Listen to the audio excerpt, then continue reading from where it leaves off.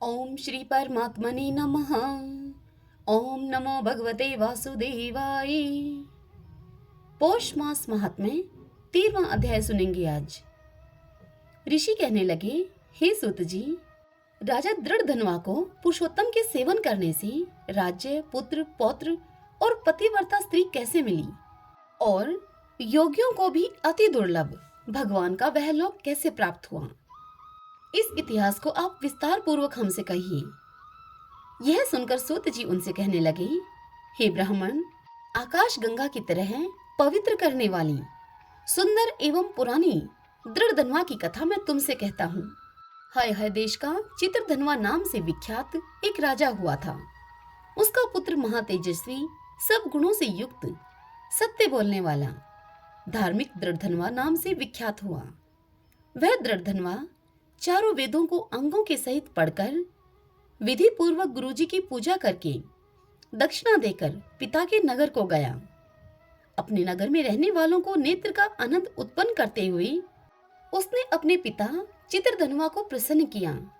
अब राजा चित्रधनवा अपने मन में यह विचार करने लगा कि स्त्री, घर, पुत्र आदि को छोड़कर मुझको भी वन में जाकर हरि का सेवन करना चाहिए।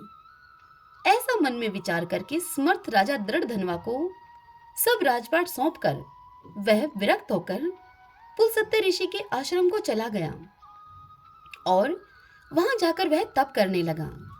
कितने ही काल तक तप करके चित्रधनवा हरि के धाम को चला गया।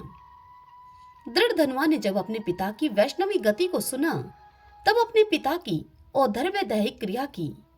फिर नगर में वह राज्य करने लगा। राजा दृढ़धनवा की स्त्री का नाम गुण सुंदरी था। उसके 4 पुत्र हुए और चारुमती नाम की एक कन्या भी उत्पन्न हुई। उसके पुत्र चित्रवाक, चित्रवाह, मणिमान और चित्रकुंडल इन नामों से विख्यात हुए। श्री नारायण भगवान नारद जी से कहने लगे कि एक समय सोते हुए उस राजा के मन में यह विचार उत्पन्न हुआ, मेरा यह सब वैभव किस पुण्य के प्रभाव से मुझे प्राप्त हुआ। न मैंने कोई तप किया, न मैंने कोई दान ही किया, न कुछ हवन किया। अपने इस भाग्य का कारण किससे पूछूं मैं। इसी विचार में राजा की सारी रात्रि व्यतीत हो गई।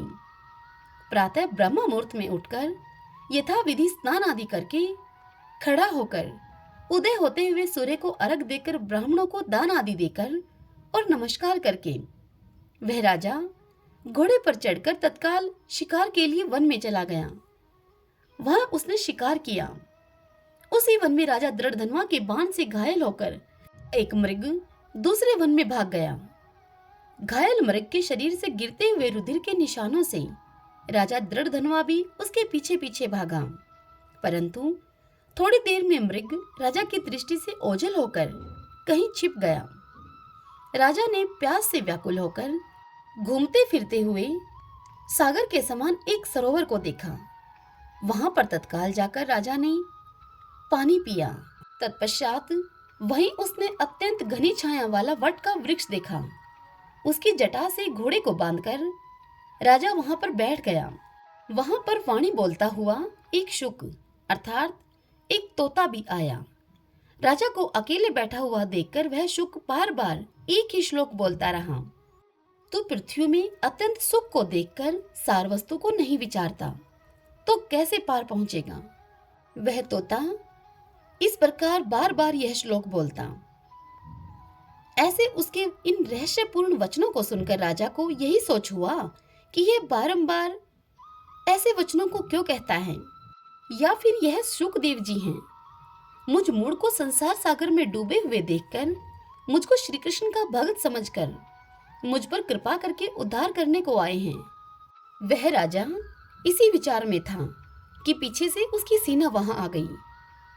वह तोता तो राजा को उपदेश देकर अंतर्ध्यान हो गया और राजा अपने नगर में आकर शुक के कहे हुए इन वाक्यों को स्मरण करता रहा। हरि ओम तत्सत। ओम नमो नारायण। ओम नमो नारायण। ओम श्री कृष्णाय नमो नमः।